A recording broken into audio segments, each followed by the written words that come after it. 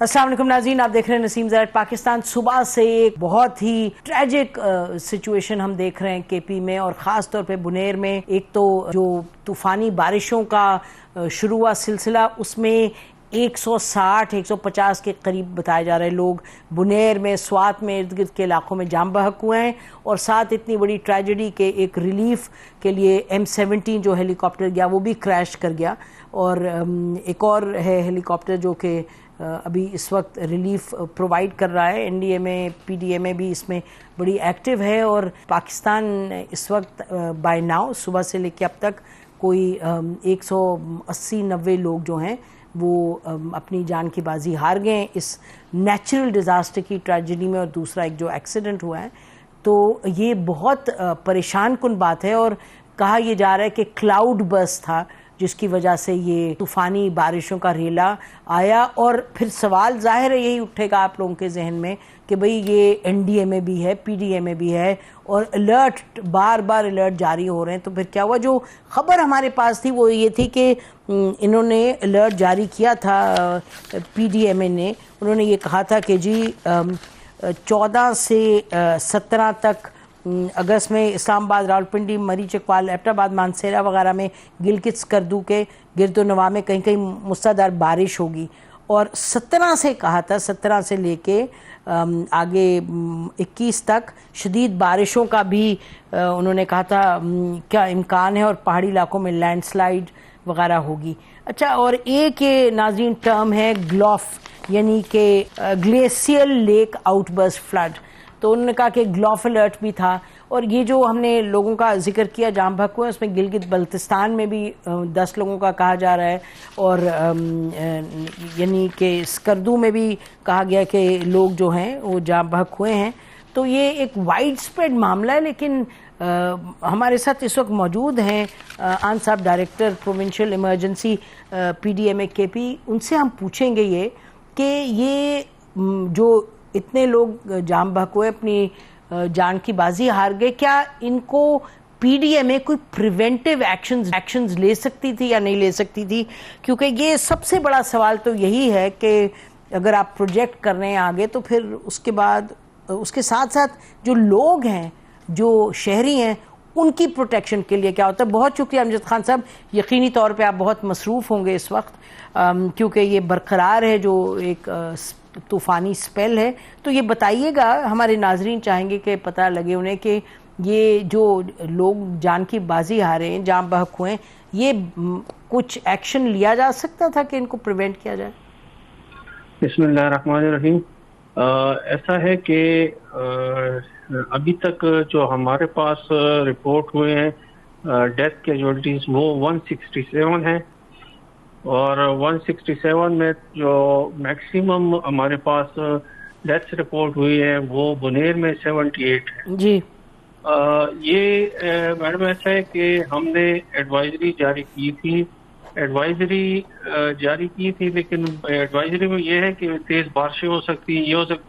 अब रात के वक्त जो है आपने देखा है कि ये क्लाउड बर्स्ट हुए हैं। क्लाउड बर्स्ट ऐसी चीज है कि जिसमें कि आप अगर एडवाइजरी भी जारी करें, आप एक जगह सेफ जगह पे भी होंगे, लेकिन अगर बारिश का एकदम इतनी ज्यादा इंटेंसिटी के साथ आपके जब आती है तो ना उसमें जो करीबी नाले वगैरह होते हैं तो वो इतने ज्यादा उभर जाते हैं कि उसमें मैक्सिमम हमारे पास जो डेथ्स हुई है वो फ्लैश फ्लड्स की वजह से हुई है, जो कि क्लाउड बर्स्ट की वजह से एक ही जगह पे इतनी बारिश हो जाती है कि उसमें काफी नुकसान हो जाता है। तो इसमें जब देखा जाए तो बाजोड़ में जो हमारा हुआ है वहां पर भी क्लाउड बर्स्ट हुआ है, जिसमें कि अभी तक हमारे पास जो डेथ्स रिपोर्ट हुई 21 रिपोर्ट हुई है और उसमें 8 जो है इंजर्ड है। और वहाँ पर अभी भी ऑपरेशन जारी है और कुछ जो मिसिंग है उसके लिए। दूसरी बात यह कि बुनेर में भी अभी तक जो हमारे पास 78 की फिगर है उसमें जो 75 है वो मेल है, 2 फीमेल है, 1 जी चाइल्ड जी है। जी, ये मुझे बताइएगा जी, ये आपने तफसील बयान की।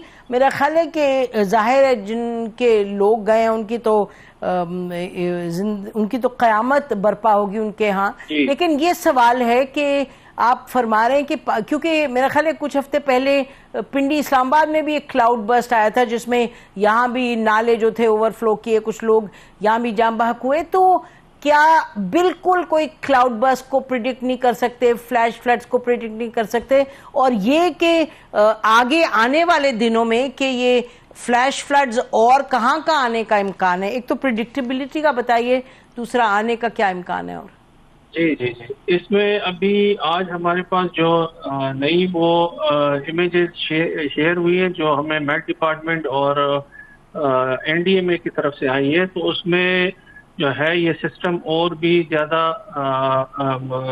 फैलेगा ये नादरन एरियाज में, जिसमें कि ज़्यादातर मालाकंड डिवीज़न है। तो इसमें मुख्तलिफ और कुछ हिस्सा इसमें हज़ारा का भी है, मानसेरा, एबटाबाद। तो हमने वहाँ पर जो हमारे पास जो रेस्क्यू और सिविल डिफेंस के जो दूसरे डिस्ट्रिक्ट में हमारे पास वो थे, तो डिप्लॉयमेंट हमने मैक्सिमम यहाँ पे कर दी है।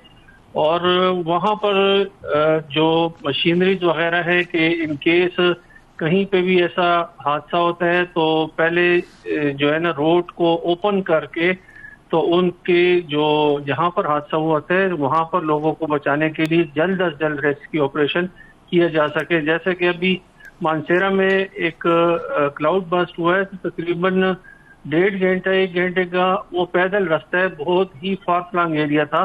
तो वहाँ पर जो है हमारे वॉलंटियर्स और जो रेस्क्यू के इदारे थे और इवन के डिस्ट्रिक्ट एडमिनिस्ट्रेशन के एसी साहिबान भी पैदल चल के वहाँ पर पहुंचे और वहाँ पर उन्होंने लोगों को जो जख्मी थे तो उनको फौरन ही हॉस्पिटल शिफ्ट किए और डेड बॉडीज को जो है ना उन्होंने। आप कह रहे हैं ये सारा काम उन्होंने पैदल चल के किया है कि गए हैं लोगों को अस्पताल पैदल लेके गए हैं? नहीं नहीं, जो ऐसा है ना कि मैं आपको बता रहा हूँ ना कि जैसे वो ऊपर गए तो पीछे से मशीनरी जो थी उसके लिए रास्ता बना रही थी, तो कोऑर्डिनेशन के साथ चल रहे थे और उसमें जो है ना नीचे रास्ता बना के और जो एम्बुलेंस थे उसको वहां पर जी जी, अमजद साहब आप जो बात बता रहे हैं, आप जो फरमा रहे हैं, बड़ी अहम आप बात इस वक्त कर रहे हैं। तो जो मेरा ख्याल है नाजरीन के लिए सबसे ज़्यादा अहम बात है वो ये है कि आप फरमा रहे हैं कि हज़ारा और मालाकंड के एरिया में ये फ्लैश फ्लड्स आने वाले दिनों में और आएंगे, जिसका मतलब कि इस वक्त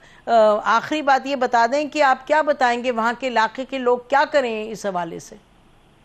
ये अब जो हमने वहाँ पर लोगों को जो मस्जिदों में ऐलानात भी करवाए कि जो नालों के करीब आबादियां हैं वो वहाँ से मूव कर जाएं सेफ एरियाज में।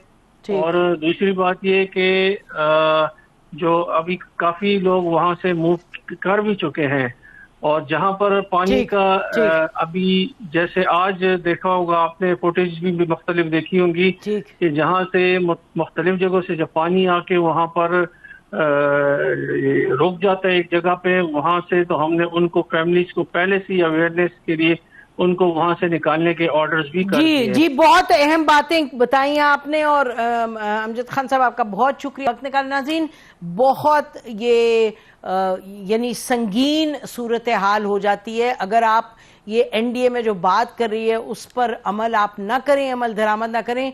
आपने देखा है, हमने बार बार देखा है पिछले 2 महीनों में कि कहाँ कहाँ जब फ्लैश फ्लड आता है तो इंसान बिल्कुल बेबस होता है। आपको याद है वो गाड़ी में एक वालिद और उनकी बेटी किस तरीके से इलाके में उधर वो यानी गाड़ी भी गायब और वो लोग जाहिर है वो भी जाम बहक हुए।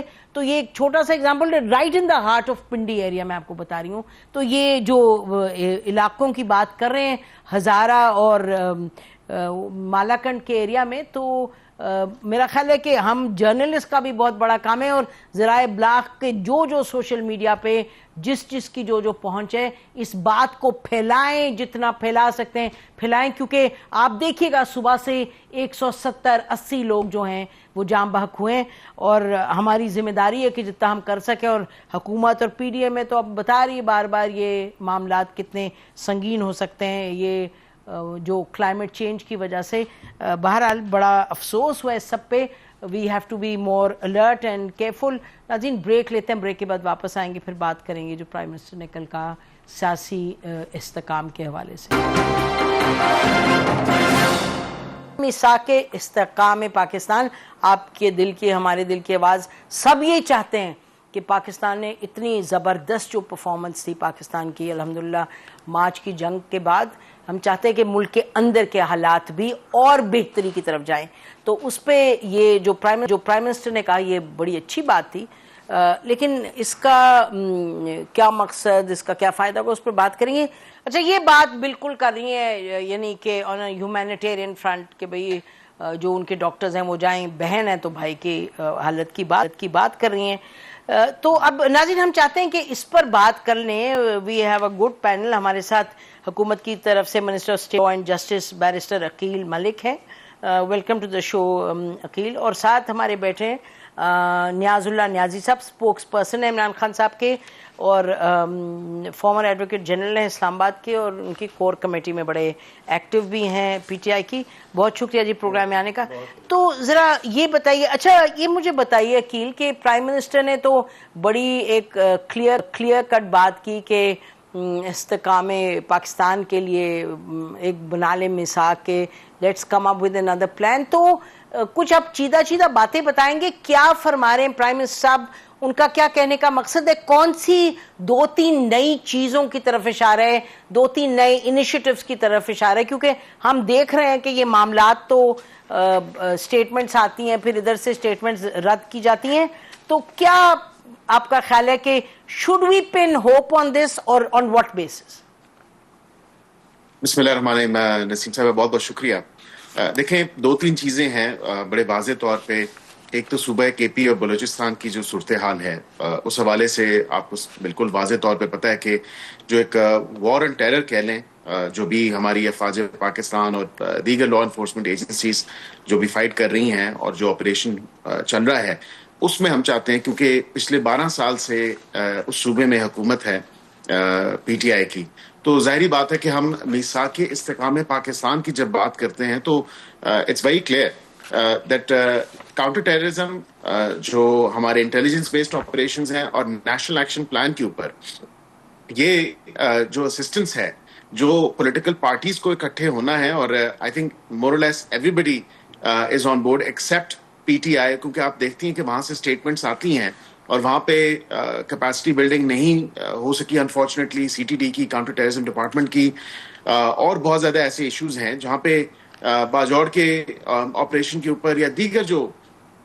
मुख्तलिफ इंटेलिजेंस बेस्ड ऑपरेशंस हैं उसमें हम चाहते हैं कि हमारे साथ ये ऑन बोर्ड हो। उस सूबे की हुकूमत जो है ये इनके पास है, और ये इनको चाहिए कि ये तावन भी करें, कर भी रहे हैं, ये नहीं है कि नहीं कर रहे, बट आई थिंक एक ओवरऑल जो एक आगे मजीद बेहतरी आ सकती है इन ऑपरेशंस में, और एक सिनर्जी के साथ तमाम तर मामलात हों, कोऑर्डिनेशन के साथ तमाम तर मामलात हों, तो ये एक पॉइंट नंबर 1 है। दूसरा जो है इकोनॉमिक फ्रंट पे, वो overall for the entire country है। उसमें देखें बाकी सूबे अपना अपना हिस्सा भी और किरदार भी अदा कर रहे हैं, हिस्सा भी डाल रहे हैं, और ओवरऑल अगर आप फेडरेशन में देखें या वफाक में देखें तो आए रोज जो जलाओ घराओ की सियासत है, जो पड़ाव की सियासत है, धरनों की सियासत है, इससे अब हमें इसको तर्क करना होगा, and we'll have to move forward, and we'll have to move in the direction for stability. और स्टेबिलिटी कैसे होगी कि जब तमाम सियासी जमातें इकट्ठी होंगी और एक 1 पॉइंट एजेंडा होगा कि हमने पाकिस्तान की इकोनॉमिक अपलिफ्ट के लिए अपना अपना काम करना है, अपना अपना किरदार अदा करना है, अपने अपना जो रोल प्ले करना है। उस हवाले से तो हम ये नहीं चाहते कि ये सड़कों पे आए, फिर तोड़ फोड़ हो, फिर तमाम तरह मामलात हों। तो हम चाहते हैं कि सारी सियासी जमातें जो है अपना अपना किरदार अदा करें पाकिस्तान की इकोनॉमी के लिए, पाकिस्तान की बेहतरी के लिए, और पाकिस्तान का वकार बुलंद करने के लिए, and that's what the Prime Minister had actually gone on to state कि मिसाक इस्तेकाम पाकिस्तान की जरूरत है और दावत इसीलिए दी गई है। अच्छा, ये तो बहुत अच्छा आपने बयान किया और बड़ी क्लियरली बयान किया। दो सवाल हैं। एक तो आपने अच्छा कि आपने खुद ही ये कह दिया कि कोऑपरेशन तो है, क्योंकि मैं आई एम रिमाइंडेड के इंटीरियर मिनिस्टर जो हैं उनकी तो केपी के जो हैं सीएम साहब, उनसे तो काफ़ी बाकायदगी से उनकी मुलाकात होती रही है 1.5 साल से कम से कम, जब से हुकूमत आई है। और एक्चुअली वो सीटीडी के हवाले से ही बात होती रही कि भाई हम इसमें वी विल कोऑपरेट। तो ये दूसरा ये कि आप कोई ऐसे एग्जाम्पल्स हैं जहाँ केपी की हुकूमत ने अकील एक्टिवली ना किया हो सपोर्ट या पार्टिसिपेट? क्योंकि मुझे लगता है कि इनकी स्टेटमेंट्स तो होती है, वो भी नहीं होनी चाहिए नेगेटिव, लेकिन एक्टिवली तो मेरा ख्याल है कि आर दे यानी कि shunning these operations, are they rejecting these? जरा थोड़ा बताइए, बिकॉज इट्स इम्पोर्टेंट। जी देखिए, एक एग्जांपल तो आपको याद होगा कि जब इसहाक डार साहब की विजिट से पहले जो है उस पर उन्होंने कहा कि ये क्योंकि फॉरेन रिलेशंस वफाक का सब्जेक्ट है और उस पर इन्होंने 12 दफा स्टेटमेंट्स भी पास की, लेकिन कुछ ऐसे इन्होंने इकदाम भी उस वक्त उठाए थे। जब आपको याद होगा कि जो रिसेंटली मर्ज एरियाज हैं फाटा और पाटा के हवाले से, और फिर वो जो बॉर्डर पे एरियाज लगते हैं, तो उन्होंने कहा कि ये कबायली कल्चर है और उसको हम ज्यादा बेहतर समझते हैं एंड सो फोर्थ। सो वहां पे मतलब जो उन एरियाज के स्पेसिफिकली अगर मैं बात करूं तो उस हवाले से क्योंकि वो सूबा केपी के अंदर आता है और वो लॉ एंड ऑर्डर सिचुएशन जो है वहां पे वो आप मेरे से बेहतर जानती हैं, और लॉ एंड ऑर्डर जो है वो एक प्रोविंशियल सब्जेक्ट है, तो उसके ऊपर अभी कॉपरेशन तो है। देखें आज भी जो है गालिबन कल या आज की बात है जो एक ऑपरेशन हुआ और उसमें बड़ी कामयाबी हुई अल्हम्दुलिल्लाह। तो उस पर वजीरे दाखिला ने बड़ा अप्रिशिएट भी किया केपी के लॉ एनफोर्समेंट एजेंसीज को और केपी की हुकूमत को भी। तो ये it's a work in progress. तो अभी काफी बेहतरी आई है। मैं इसीलिए कह रहा हूं कि ये नहीं है कि कोऑपरेट नहीं कर रहे, लेकिन मजीद बेहतरी आ सकती है जब एक if you're you know two sides of the same coin, तो वो फिर जरा बेहतर हो जाता है और उसमें मजीद जो है एक कोऑर्डिनेटेड एक्शन जो है वो उसमें तभी हम हकीकतन और असल मानी में जो है इस नासूर से जान छुड़ा सकेंगे, which is terrorism and terrorist related activities. जी, तो आप कह रहे हैं कि और बेहतरी आ सकती है। और दूसरा मेरा ख्याल है कि जब गंडापुर साहब ने कहा था कि जी आप इस पर नहीं कुछ कर सकते जाके अफगानिस्तान, मेरा ख्याल है तो वो मजायका खेज बात थी, बड़ी मतलब ये नहीं कि कोई तुक ही नहीं था। क्यों सर, तुक ही नहीं है ना? Chief minister can't make an announcement के फॉरेन पॉलिसी पे आप नहीं कर सकते, ये तो फिर एक नई आइन लिख लें, मतलब वो तो फिर और बात है ये। लेकिन ये जो दूसरी बात है, आप इस पर कुछ कमेंट करना चाहते हैं? क्योंकि मुझे लगता है कि जो काउंटर टेररिज्म पे एक कोऑपरेशन है, लेकिन जैसे ये कह रहे हैं बैरिस्टर अकील, वो कह रहे हैं जी और बेहतर हो सकती है। जी बिस्मिल्लाहिर्रहमानिर्रहीम। नसीम दौरा साहब, पहले तो सबसे पहले ये है कि आर्टिकल 245 अकील साहब जानते हैं, उसके तहत फेडरल गवर्नमेंट जहाँ भी वार एंड टेरर की सिचुएशन होती है, ये सब्जेक्ट फेडरल गवर्नमेंट का है। और इसके अंदर ये भी लिखा जाता है कि सिविलियंस के लिए फौज बुलाई जाती है। हमारा ये मौक़िफ़ रहा है कि बिल्कुल कोई एंटी स्टेट एक्टिविटीज़ हैं तो स्टेट पैरामाउंट है, सबसे जो है पैरामाउंट है हमारा स्टेट है, इसको बचाना है। चाहे इसमें आर्म फोर्सेज हैं, चाहे हम पाकिस्तानी हैं, मेन मकसद है कि अपने मुल्क को बचाना है। अब अगली बात है कि इमरान खान भी एक बात करता है कि देखें वहाँ जो लोग हैं सिविलियन जिनके साथ कोई ज्यादती होती है उनको ऑन बोर्ड लो और अपनी फौज का नुकसान भी ना करो, क्योंकि हमेशा हमें इस जगह से 2200 किलोमीटर के बॉर्डर थे, हमें हमारी गवर्नमेंट में देख लें कोई ड्रोन हमला नहीं हुआ, कोई इस तरह के हालात नहीं हुए। तो मेरा ख्याल है कि जिस तरीके से गंडापुर साहब कर भी रहे हैं और साथ जो सिविलियन आबादी है उनके राइट्स को भी तहफ़्फ़ुज़ करना है। बाकी जो एंटी स्टेट एक्टिविटीज़ है उस पर तो कोई कंप्रोमाइज़ नहीं है। आप पहली बात पे आ जाएं, जो आपने पूछा ना मीसाक के इस्तेहकाम में पाकिस्तान, मैं थोड़ा सा इस पर चाहती हूँ माजरत से कि ये जो इंडिया की पॉलिसी इस वक्त है पाकिस्तान की तरफ, इसमें तो कोई किसी को शक नहीं है कि वो चाहे केपी से चाहे बलूचिस्तान में वो एक देखिए मामलात गड़बड़ तो हुए, जाहिर है इंडिया की जो एक है कि भाई सबवर्जन क्रिएट करे जिद दोवाल साहब की, वो तो बिल्कुल बेइंतहा मुतहर्रक है, because that is the other side of the war कि वो इस तरह। और दूसरे मामला जो आप कह रहे हैं कि भाई जो जब आप काउंटर टेररिज्म करें लोगों देखिए इंडिया के खिलाफ तो ये जो हमारा जंग हुई जिसको मार्का हक का नाम दिया गया, इसके बाद हमें इमरान खान से जब मुलाकात हुई तो उन्होंने अपनी फौज को अप्रिशिएट किया जी। और साथ ये भी कहा कि बाहर जाके ये बयान दो कि मोदी जैसे चलाक और मकार शख्स के ऊपर कभी भी एतबार न करो, वो पाकिस्तान को किसी टाइम भी नुकसान दे सकते, जिस तरह आजकल उनकी स्टेटमेंट्स आ रही हैं, यानी वो खामोश नहीं बैठे। तो इसके लिए तो कोई दूसरी राय नहीं है कि मार्का हक को या अपनी आर्म फोर्सेज को अप्रिशिएट करना, पाक फिजाइया, पाक आर्मी, पाक नेवी, उनको अप्रिशिएट करते हैं और बहुत मुराद ज़बरदस्त जवाब दिया, रिस्पांस दिया है। एक प्रोफेशनल फौज जिस तरीके से रिस्पांस दिया है, ये पूरी कौम ने सराहा है। ठीक। अब नेक्स्ट आपने पूछा, मैं चाह रही हूँ मिसाके जो है, देखें नसीम दोरा, एक बात है मैं बताता हूँ कि देखें, एक चीज है, मुल्क में जब तक पॉलिटिकल स्टेबिलिटी नहीं आएगी आप आगे कैसे बढ़ सकते हैं। वो इन्होंने जो कहा ना अभी, इन्होंने बैरिस्टर कीले, इन्होंने अपने ओपनिंग स्टेटमेंट में कहा कि जी हम चाहते हैं कि धरने और ये ना हो। तो मैं उनके पास चाह रही थी, फिर मैं चाहूंगी कि क्योंकि मैं समझना चाह रही हूं उनसे कि अगर एक सियासी तौर पे एक हालात हैं जो हमारे सामने हैं, तो उसमें फिर वो किस तरह क्या कह रहे हैं, प्राइम मिनिस्टर साहब क्या नई बात कह रहे हैं। तो ब्रेक के बाद आएंगे हम नाज़रीन, हम बैरिस्टर जाएंगे, क्योंकि जो दूसरी इन्होंने अहम बात की वो कहा कि जी ये धरने वगैरह इनको जरा रोकें, क्योंकि फिर इससे डिस्टेबलाइजेशन होती है, इंस्टेबिलिटी आती है मुल्क में। लेकिन जो धरने और ये तमाम चीज़ें, इनका ताल्लुक क्या सियासी जो खल्फिश आ रहा है उससे है या नहीं है, इस पर बात करेंगे अपने पार्टिसिपेंट से after the break. Stay with us. Welcome back नाज़रीन, हमारे साथ बैरिस्टर अकील हैं और नियाज़ुल्लाह नियाज़ी साहब हैं, पीटीआई के स्पोक्स पर्सन हैं। बैरिस्टर अकील हैं जी। अच्छा अकील, ये बताइएगा थोड़ा सा इस पे, यू आर वेरी स्पेसिफिक, आपने कहा कि ये जल से जुलूस ना हो, ये ना हो, वो अदम इस्तेकाम पैदा होता है, तो how do deal with that, किस तरह पीटीआई को। लेकिन नाज़रीन इससे पहले ये अकील जवाब दें, मैं चाहूँगी कि ये अंसार अब्बासी साहब की बड़ी अहम एक रिपोर्ट है, ये कल आई थी अखबार में, जिसमें उन्होंने तफसील बताई है कि जो पीटीआई और गवर्नमेंट में एक और नेगोशिएशंस की जो एफर्ट शुरू हुई, जिसमें कि स्पीकर नेशनल असेंबली फिर इन्वॉल्व हुए डायरेक्टली, और शेख वकास अकरम साहब भी इसमें इन्वॉल्व थे। और उन्होंने ये भी कहा कि पीटीआई की पार्टिसिपेशन के लिए आज़म तारर साहब ने और तारिक फजल चौधरी साहब ने कहा कि जी उनको इन्वॉल्व होना चाहिए। पीपीपी की एडवाइस भी ये थी, और पीटीआई की जो डेलीगेशन है उन्होंने इनसे कहा कि जी हम बातचीत करके आएंगे अपने पार्लियामेंट्री लीडरशिप से, फिर आपको बताएंगे। तो ये जो प्राइम मिनिस्टर ने कहा है, ये एक खला में बात नहीं हुई, एक वैक्यूम में नहीं हुई। इसका पस मंजर ये जो अंसार अब्बासी साहब ने अपनी बड़ी ज़बरदस्त रिपोर्ट में हमें बताया। जी ओवर टू यू, बताइए अकील जी।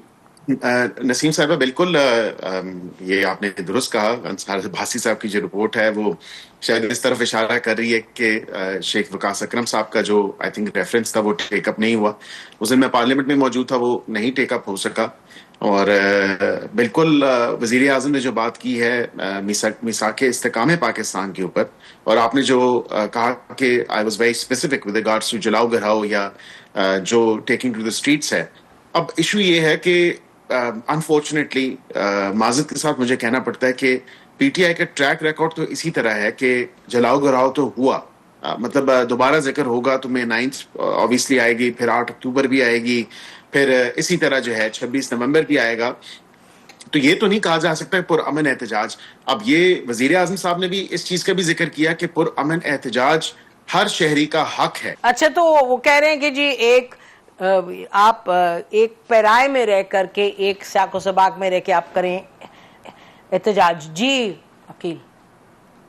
जी नसीम साहिबा, मैं यही जिक्र कर रहा था, and I am grateful to you कि आपने वो शॉट चलाया, क्योंकि वजीर आज़म ने अपनी तकरीर में इन ब्लैक एंड वाइट जो है यही बात की है कि एहतजाज करना हर शहरी का हक है, और ये आईने पाकिस्तान उनको हक फराहम करता है लेकिन it's subject to reasonable exceptions या रीजनेबल जो उस पर जो कदगने लगती हैं या उसको रेगुलेट करने के लिए जो रिस्ट्रिक्शंस लगती हैं, वो जाहिर बात है कि हमें देखने की जरूरत है। और ये तो नहीं हो सकता कि आप पीसफुल एहतजाज का लिबादा ओढ़ लें और फिर जलाओ गिराव करें, तोड़ फोड़ करें और फिर पाकिस्तान को गाली निकालें, पाकिस्तान के खिलाफ बात करें, पाकिस्तान के खिलाफ जहर उगलें।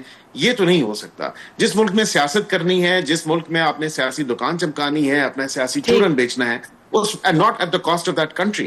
अब if at the cost of that country, then फिर मैं समझता हूँ कि उन सियासी जमातों को बिल्कुल इस मुल्क में सियासी एक्टिविटीज नहीं लेना चाहिए जो eight the cost of Pakistan जो है वो इस तरह की चीजें फैलाएं, इस तरह की इंफॉर्मेशन या मिस इन्फॉर्मेशन या डिस इन्फॉर्मेशन फैलाएं, नौजवानों के जहनों के साथ वो खेलें और उनकी जहन साजी करें। एक बहुत इंपॉर्टेंट पॉइंट है, देखिए थोड़ा सा पीटीआई को देखने की जरूरत है कि जब कभी भी कौमी दिन होते हैं, पीटीआई हमेशा उन्हीं दिनों को क्यों चूज करती है। मिसाल के तौर पर 5 अगस्त अब यौमे इस्तेसाल मनाया जा रहा था, पूरी दुनिया, पूरे पाकिस्तानी जहां भी है वो अपने कश्मीरी भाइयों के साथ खड़े थे, कश्मीरी बहनों के साथ खड़े थे। लेकिन क्या हुआ, उस दिन इन्होंने कहा जी हम एहतजाज का दिन रखेंगे। इसी तरह 14 अगस्त को भी एहतजाज का दिन इन्होंने रखा, जब पूरी कौम जिसने आज़ादी मना रही है, पूरी कौम जो है उसमें खुशी की एक लहर है कि अल्हम्दुलिल्लाह जो हालिया जंग हुई भारत के साथ, उसके बाद जब हमने उसको मुंह तोड़ जवाब दिया तो सबने सेलिब्रेट किया। लेकिन ये they took to the streets. तो इन्होंने कल क्या किया था? कल एक second, I want to be very specific. कल इन्होंने क्या किया था जो कि यानी कि ये भी बाहर निकले थे, इनके जो हम देख रहे थे जी, झंडा पाकिस्तान का भी था, पीटीआई का भी, तो ये क्या करते कल? इनको बाहर जैसे दुनिया निकली हुई थी, माशाल्लाह खूब अपना एंजॉय कर रहे थे, सेलिब्रेट, तो ये ना निकलते या ये पीटीआई का झंडा ना लेते? मैं समझना चाहती हूँ। निकलते। हम सबसे पहले पाकिस्तानी हैं, उसके बाद हमारी जो अपनी आपस की डिविजन्स हैं कि कोई काफ लाम मीम नून से है, उसके बाद ये खालिस्तान इस दिन को सिर्फ और सिर्फ पाकिस्तान का झंडा होना चाहिए था, किसी सियासी जमात का झंडा नहीं होना चाहिए। अच्छा, आप कह रहे हैं झंडा ही नहीं होना चाहिए था। इन द पास्ट तो हम देखते हैं कि इस तरह के दिनों पे था, लेकिन आप कह रहे हैं आपकी गवर्नमेंट की व्यू थी कि जी ये खाली पाकिस्तान का झंडा लेके निकले। बिकॉज हम एज पाकिस्तानी सेलिब्रेट कर रहे हैं, हम एज टीएमएलएन के पार्टी मेंबर होने के नाते से सेलिब्रेट नहीं कर रहा मैं, या इनको उस पार्टी का मेंबर होने के नाते सेलिब्रेट नहीं करना चाहिए। तो सबसे पहले फर्स्ट एंड फॉरमोस्ट हम पाकिस्तानी हैं और उसके बाद फिर हम अपनी डिविजन्स में हैं। अच्छा ठीक है, बिल्कुल मुझे समझ आती है कि शायद दोनों झंडे अलाउड होने चाहिए, बट बहरहाल आप बताइएगा भाई। देखें नसीम ज़हरा साहबा कि मुझे ये समझ नहीं आती कि जब भी बोलते हैं ना कि पार्टी को फितना कह देते हैं, शादी ग्रुप कह देते हैं, क्या 8 फरवरी को पूरे पाकिस्तान ने फॉर्म 45 पे वोट दिए, वो लोग आपको शरपसंद और फितना नज़र आते हैं? आपने मुल्क के अंदर जो पॉलिटिकली इंस्टेबिलिटी पैदा की है, आप फर्दर चल भी नहीं सकते। जितने तक आप सियासी इस्तेहकाम नहीं होता, मुआशी इस्तेहकाम ही नहीं आ सकता। हम कौन सी बात कर रहे हैं? हमने कहा कि 8 फरवरी को इलेक्शन हुआ, उससे पहले हमसे सिंबल छीना गया। जब पार्टी सिंबल छीना गया, लोग आज़ाद जीत गए। जब आज़ाद जीते तो आपने फॉर्म 47 पे इलेक्शन छीन लिया। जब वो हुआ तो फिर रिजर्व सीट आपने ले ली। जब उसके बाद क्या हुआ कि आपने अभी आके लोगों को सजाएं नहीं हुआ। इलेक्शन कमीशन, वो इलेक्शन कमीशन जो 12 जुलाई के फैसले को तो रख के बैठा रहता है 8 महीने, उन्होंने क्या किया, दस्ती जो कि एक रेफरेंस आता है थ्रू स्पीकर, उन लोगों को डिसीट कर दिया। आप कहते हैं हम असेंबली में इतनी सीटें मजीद लेने जा रहे हैं। आप कहते हैं पंजाब में जो इसको प्रीरोगेटिव ही नहीं है, उस जो उसका है अपना स्पीकर, वो लोगों का रेफरेंस भेज देता है, जी ये करे। भाई आप कौन सा मुआशी इस्तेहकाम चाह रहे हैं? देखिए नसीम ज़रा, इमरान खान ने जो है ना, उसने अवाम को शऊर दे दिया है। अब अच्छा एक बात मैं करूँगा, अभी लीडर नहीं था, रात को कोई लीडर बाहर नहीं था, अवाम निकली हुई थी, कराची में भी, रावलपिंडी में भी, लाहौर में भी और केपीके में भी, और लोगों ने पाकिस्तान का झंडा भी लिया। और झंडे वाले कहते हैं कि लोग आके पूछते पीटीआई का झंडा भी दो।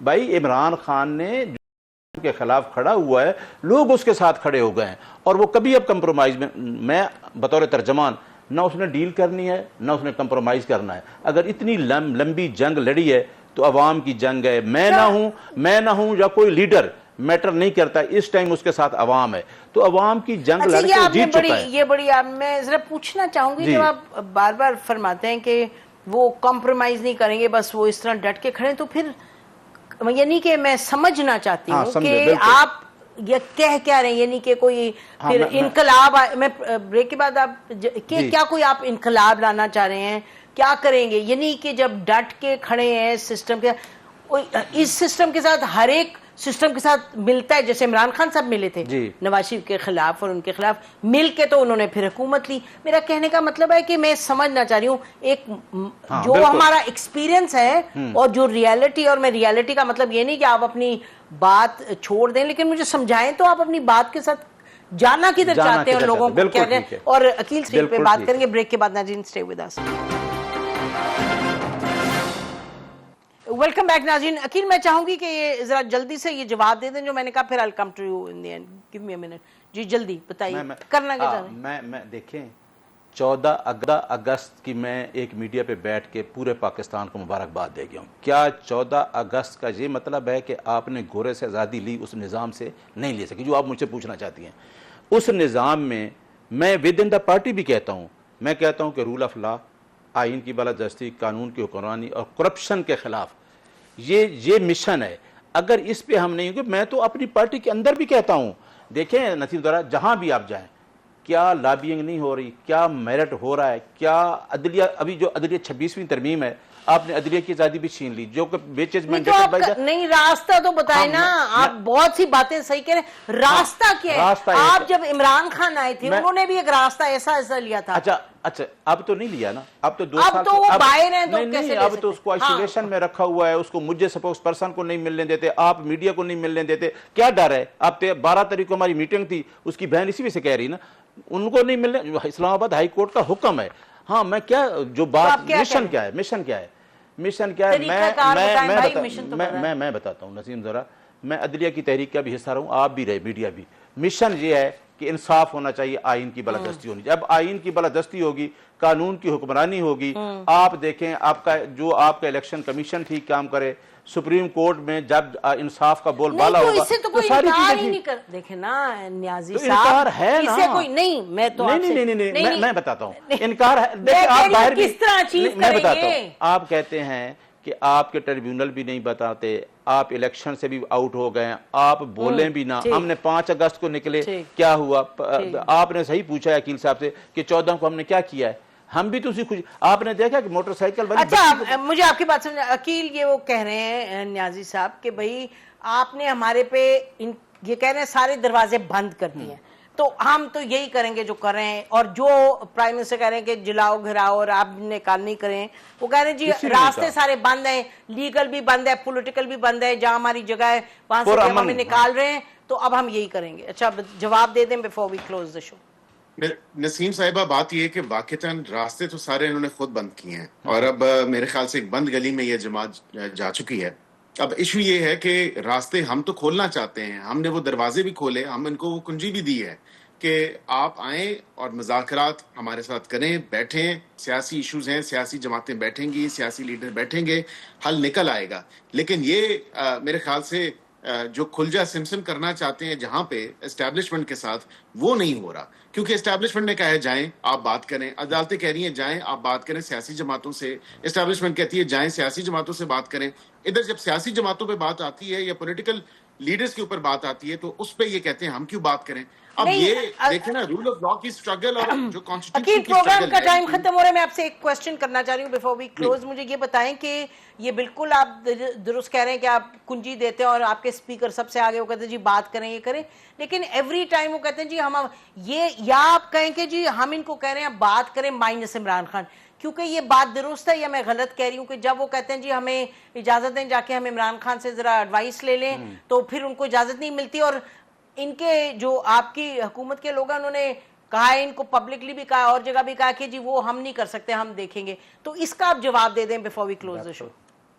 देखिए, मैं ये समझता हूँ कि वहां पे जाके एक लॉ एंड ऑर्डर की सिचुएशन क्रिएट कर देना, इफ एनीथिंग, मैं अभी आइंदा आने वाले दिनों में देख रहा हूँ कि अगर मामलात कुछ बेहतरी की तरफ गए, क्योंकि एक तरफ से भी एपेटाइट है, जो पार्लियामेंट के अंदर लोग बैठे हुए हैं, मैं ये आपके शो पे बात कर रहा हूँ नसीम साहिबा, वाकईतन कई सिटिंग मेंबर्स जो अपोजिशन साइड पे बैठे हैं इनकी साइड से वो हमारे साथ राब्ते में है, वो राब्ता करते हैं, वो कहते हैं जी कुछ रास्ता निकालें, कुछ सही बात है, आगे बढ़ना चाहिए, सही बात और है, कोई नॉर्मलसी की तरफ जाने चाहिए, और हम भी यही बात करते हैं। तो I think there is a huge population within the party जो चाहती है कि खत्म हो गया, कि जो चाहती है कि बातचीत। और ये तो जो कह रहे हैं, ये इसका हम आपको बता सकते हैं, इधर ही बैठ के आपके पीटीआई के लोग कहते हैं हाँ जी ये जो एक डेडलॉक है उसको ख़त्म करें। और अगर मैं सच बोलूं तो वो यही कहते हैं कि जी दोनों तरफ से लचक की ज़रूरत है। लेकिन आपसे बड़ी अच्छी गुफ्तगू हुई। अगर आपका कोई आखिरी कमेंट है आप देना चाहते हैं, इंशाल्लाह फिर आपने ठीक बात की है कि pattern chief chairman Imran Khan है, पीटीआई इमरान खान के साथ है, लोग उसके साथ जुड़े हुए हैं। लोगों ने मान लिया है कि जी जो सिस्टम 78 साल हमारा हम जिसको फेस कर रहे थे, लोग आज़ादी चाहते हैं हकीकी तौर सर ये बातें लोग चाहते हैं। अगर इस पे देखें, मैं कहता हूं अगर इनके साथ बैठ के फिर उसी सिस्टम का हिस्सा बन जाए, हम कोई लड़ाई झगड़ा नहीं कर रहे, हम इस आईन है मेरे पास इसकी बात कर रहे हैं, बहुत अच्छी बात जो कि with in the parameters of constitution. लेकिन देखे ना, आगे जाने का कोई तरीका ही होगा ना, वो बड़ा जरूरी है। आपसे बड़ी अच्छी गुफ्तगू है, आपको हम फिर तकलीफ देंगे, फिर इस पर लंबी बात करें। बहुत बहुत शुक्रिया नाजरीन, आपका बहुत शुक्रिया नाजरीन, शुक्रिया प्रोग्राम देखने का। इंशाल्लाह फिर मुलाकात होगी कल। हमारी तरफ से इतना ही। खुदा हाफिज। पाकिस्तान जिंदाबाद।